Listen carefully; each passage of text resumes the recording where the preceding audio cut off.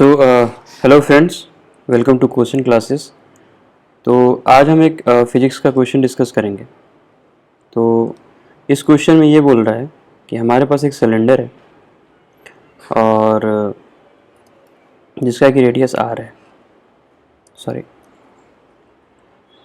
तो इसमें हमारे पास एक सिलेंडर है और उसका जो हमारे पास रेडियस है वो आर है, और वो जो जिस मटेरियल का बना हुआ है उसका जो थर्मल कंडक्टिविटी है वो है K1। ठीक है, और ये जो सिलेंडर है वो एक सिलेंड्रिकल सेल से कवर किया जा रहा है, जिसका इनर रेडियस है r और आउटर रेडियस है 2r। ठीक है, और ये जो जिस मटेरियल से बना है उसका थर्मल कंडक्टिविटी है K2।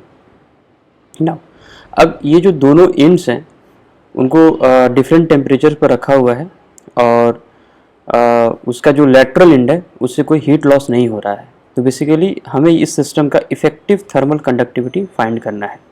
तो हमारे पास ऑप्शन है K1 plus K2, K1 K2 अपन K1 plus K2, K1 plus 3K2 अपन 4 और 3K1 प्लस K2 अपन 4। तो आप इस वीडियो को पॉज कीजिए और इसे खुद से पहले अटेम्प्ट कीजिए, फिर हम इसका डिटेल सोल्यूशन देखते हैं। तो होप आप लोगों ने अटेम्प्ट किया होगा। तो चलिए हम लोग इसका सोल्यूशन देखते हैं। तो हमारे पास जो सिस्टम है कुछ इस तरह का है। ये है हमारा सिलेंडर ऐसा, ये इसका हो गया एक्सिस, ये हो गया रेडियस R, और ये हो गया 2R। ये सिस्टम है। इसका जो कंडक्टिविटी है ये है K, और इसका जो K1 है और इसका K2 है, और ये दोनों एंड हो गए। ये डिफरेंट टेम्परेचर पर है। ये मान लीजिए कि T1 पर है और ये T2 पर है, और ये जो एंड है यहाँ से कोई हीट लॉस नहीं हो रहा है। तो बेसिकली यहाँ पर डेल्टा क्यू हम ले लेते हैं 0। तो हमें इस सिस्टम का इफेक्टिव थर्मल कंडक्टिविटी निकालना है। तो देखिए, अब इसको हम लोग प्रोसीड कैसे करेंगे कि आप लोगों ने पढ़ा होगा कि बेसिकली जो भी हम थर्मल कंडक्टिविटी का प्रॉब्लम जो सॉल्व करते हैं हम उसको एज ए रेजिस्टेंस ट्रीट करते हैं। तो अब इस सिस्टम को हम लोग क्या करते हैं कि इसको इक्विवेलेंट सिस्टम ऑफ रजिस्टर्स में इसको कन्वर्ट करते हैं। तो देखिए क्या आएगा, ये आ जाएगा हमारे पास दो रजिस्टर हो जाएंगे पैरेलली।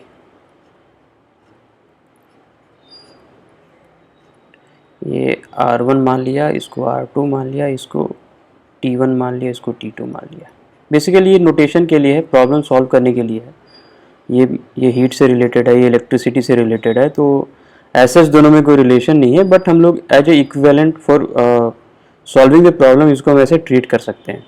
अब आप ये सोच रहे होंगे कि इस सिस्टम को मैंने पैरेलल रेजिस्टर्स में क्यों जोड़ा और इसको सीरीज में क्यों नहीं जोड़ा। तो देखिए, ये यहाँ पर ऐसा हो रहा है कि ये जो दोनों, एक तो मेरा जो सिस्टम है, एक ये वाला सिस्टम है, ठीक है, जिसका रेडियस R है, और जो मेरा दूसरा सिस्टम है वो है, मैं पेन चेंज कर लेता हूँ।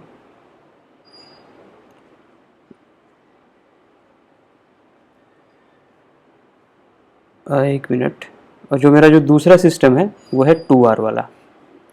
तो बेसिकली ये जो दो सिस्टम है दोनों के अक्रॉस जो टेम्परेचर है वो सेम है। तो ऐसा अगर हम सिस्टम ऑफ सिलेंडर्स को अगर हम इक्विवेलेंट रजिस्टर से रिप्लेस करें, तो अगर हमें दो सिस्टम दिया हुआ है रजिस्टर का और दोनों के अक्रॉस अगर सेम टेम्परेचर या फिर कहिए कि सेम वोल्टेज है, तो वो कैसा होगा, वो होगा पैरेलली कनेक्टेड होगा। क्योंकि अगर दो रजिस्टर जब भी पैरेलली कनेक्टेड होंगे तभी दोनों के अक्रॉस वोल्टेज होगा वो सेम होगा। यहाँ देखिए, इनर वाले सिलेंडर के अक्रॉस वोल्टेज टेम्परेचर डिफरेंस क्या है, T2 माइनस T1। आउटर वाले सिलेंडर के अक्रॉस टेम्परेचर डिफरेंस क्या है, T2 माइनस T1। तो दोनों के अक्रॉस सेम है। और यहाँ देखिए, R1 के अक्रॉस टेम्परेचर डिफरेंस या वोल्टेज इक्विवेलेंट डिफरेंस क्या है, T2 माइनस T1, और R2 के अक्रॉस भी वही है। अगर ये सीरीज में कनेक्टेड होता, मान लिया ये R1 R2, यहाँ T1 ले लिया, यहाँ T2 ले लिया, तो यहाँ पर R2 के अक्रॉस कुछ और टेम्परेचर डिफरेंस होता, ये तो T होता, this will not be equal to either T1 और T2, और यहाँ पर R1 के क्रॉस भी डिफरेंट टेम्परेचर डिफरेंस होता है। तो आई होप आपको समझ में आ गया होगा कि हम ऐसा क्यों किए कि पैरेलली कनेक्ट हम कर रहे हैं। तो अब इसका जो मान लिया कि जो R जो इक्विवेलेंट होगा वो हो जाएगा, मान लीजिए कि R हो गया। तो अब पैरेलल रेजिस्टर का इक्विवेलेंट क्या होता है, 1/R is equal to 1/R1 plus 1/R2। Now अब हमें पता है कि रजिस्टर का फॉर्मूला क्या होता है। देखिए रजिस्टर का जो फॉर्मूला होता है वो होता है R is equal to rho L/A, या फिर कहिए रो क्या है यहाँ पर, रेजिस्टिविटी। अगर हम इसको कंडक्टिविटी में कन्वर्ट करें तो 1/K L/A, ठीक है। तो बस हम इसी को यूज़ करेंगे। मान लिया कि जो इक्विवेलेंट कंडक्टिविटी था हमारे पास जो आएगा दोनों को दोनों जो सिस्टम को मिला करके, वो तो मान लिया K इक्विवेलेंट है और हमें यही निकालना है। तो 1/R1 क्या हो जाएगा, A of the whole system into K equivalent upon L। L क्या है, L ये लेंथ है, देखिए ये वाला लेंथ है L, ठीक है। और एरिया क्या है, area is the cross section, इसका एरिया है, ये वाला एरिया है, ठीक है। Is equal to A1 K1 upon L, sorry plus A2 K2 upon L। अब ये देखिए ये दोनों के केस में लेंथ सेम है, इसके केस में भी लेंथ L है, आउटर वाले सिलेंडर के केस में भी लेंथ L है, और इक्विवेलेंट जो सिस्टम बन रहा है उस केस में भी मेरा जो लेंथ है वो L है। तो L से L कैंसिल हो जाएगा। अब इसको देखिए, ये इसको कैसे करते हैं। तो A क्या हो जाएगा, A this is the whole, ये पूरा एरिया है, पूरा क्रॉस सेक्शन एरिया है। तो इसका रेडियस तो 2R है, तो उसका क्या हो जाएगा area, pi R square, pi into 2R का whole square into K equivalent. This is equal to, अब A1 क्या है, A1 है मेरा ये इसका एरिया, तो इसका रेडियस चूंकि R है तो क्रॉस सेक्शन के एरिया क्या हो जाएगा, पाई R स्क्वायर आ जाएगा। तो पाई R square K1 plus pi, अब देखिए इसका एरिया क्या हो जाएगा, ये जो मेरा ये जो सिलेंड्रिकल सेल है इसका क्रॉस सेक्शनल एरिया क्या हो जाएगा, जिसका कि जो कि K2 कंडक्टिविटी के मटेरियल से बना है। तो इसका क्रॉस सेक्शनल एरिया बेसिकली ये वाला एरिया हमको निकालना है, ये वाला एरिया।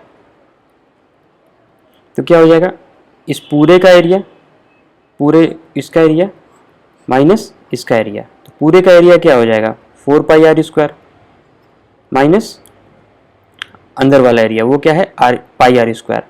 तो बेसिकली ये क्या आ गया, 3 पाई R स्क्वायर। बस हम इसको यहाँ पर पुट कर देंगे तो हमारा जो ये आ जाएगा, ये हो गया 3 पाई R स्क्वायर, ठीक है, इंटू K2। तो यहाँ से अगर हम K इक्विवेलेंट निकालें तो क्या आ जाएगा, K1 प्लस 3K2 अपॉन 4, ठीक है। ये हमारा आ गया K इक्विवेलेंट। अब हम चलते हैं क्वेश्चन में कि क्वेश्चन क्या था, ये था। तो हमें क्या निकालना है, इक्विवेलेंट कंडक्टिविटी। तो वो हमारा आ गया K1 प्लस 3K2 अपॉन 4। तो हमारा आंसर क्या हो जाएगा, C।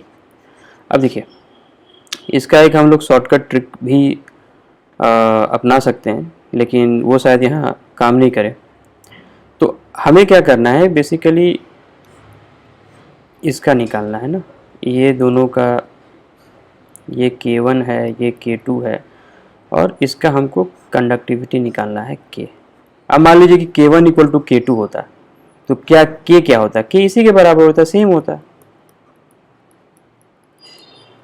तो इस ऑप्शन में ना K1 equal to K2 put करके देखिए तो यहाँ क्या आ जाएगा, 2K आएगा, यहाँ पर क्या आएगा, K1/2 आ जाएगा।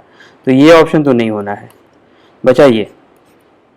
तो अब इसमें क्या है कि यहाँ पर सेम ही चीज़ आ रही है। यहाँ पर अगर 3K1 प्लस इसको देखें तो यहाँ पर भी K आ रहा है। अगर K1 equal to K2 equal to K put करते हैं तो यहाँ पर भी K आ रहा है। तो इससे क्या है कि हम ये दोनों ऑप्शन तो एलिमिनेट कर सकते हैं, ठीक है। अब बचेगा ये। तो मैंने जैसे स्टार्टिंग में बोला था कि हम लोग इस क्वेश्चन में इस ट्रिक को नहीं अपना सकते हैं क्योंकि यहाँ पर इस तरह का सिचुएशन है। लेकिन आप इस चीज़ को ध्यान रखिए कि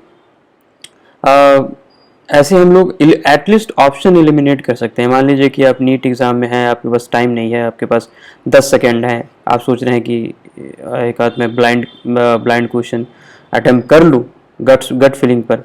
तो इस तरह करने से मतलब आपका आंसर का जो प्रोबेबिलिटी है आंसर करेक्ट होने का वो हो जाता है 50%। अगर आप ऐसे ब्लाइंडली अगर खेलते हैं तो आ जाता है उससे आपका 25% ही रहेगा। तो एनीवे आई होप आप लोगों को ये चीज़ समझ में आई होगी। So thanks for watching video, और हम लोग आगे भी इस तरह का वीडियो अपलोड करते रहेंगे।